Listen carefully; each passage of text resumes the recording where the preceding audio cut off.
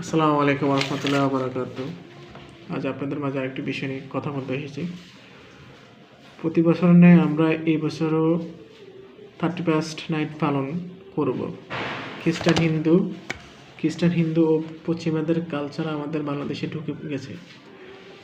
Thirty 31st নাইটের উছিলায় আমরা লক্ষ লক্ষ টাকা খরচ করতে পারি, কিন্তু আমার পাশে যে একটি লোক না খেয়ে আছে তার খোঁজ খবর আমরা নিই না।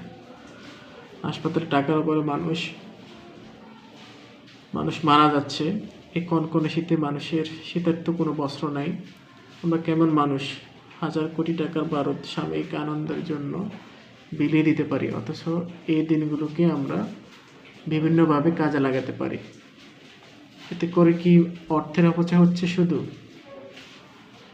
পরিবেশেরও মারাত্মক ক্ষতি হচ্ছে। পাখি মারা যাচ্ছে, আগুনে পুড়ে মানুষের সম্পদ নষ্ট হচ্ছে। হে ঢাকাবাসী, আসুন এ ধরনের মন মানসিকতা থেকে আমরা আজকে বেরিয়ে পড়ি। এ ধরনের কার্যকলাপ আমরা না করি। আমরা আমাদের ছোট বাচ্চা কাচ্চা পরিবারের যারাই আছে তাদেরকে আমরা এই বিষয়ে সচেতন করব বা আমরাও নিরাপদ থাকব, আমাদের ঢাকা শহরটাকেও নিরাপদ রাখব। আমরা আমাদের মন মানসিকতার পরিবর্তন এই বছর থেকেই পরিবর্তন করার চেষ্টা করব। 31st নামে আমরা যে অশ্লীলতা বা যে বেহায়াপনা করি, এটা আমাদের করার কোনো যৌক্তিকতাই আসে না। আমরা যেই টাকাগুলো খরচ করি সেটা আমরা বিভিন্নভাবেই বিশ্বের দরবারে সেটা আমরা তুলে ধরতে পারি, যে কোনো সামাজিক কর্মকাণ্ডের মাধ্যমে।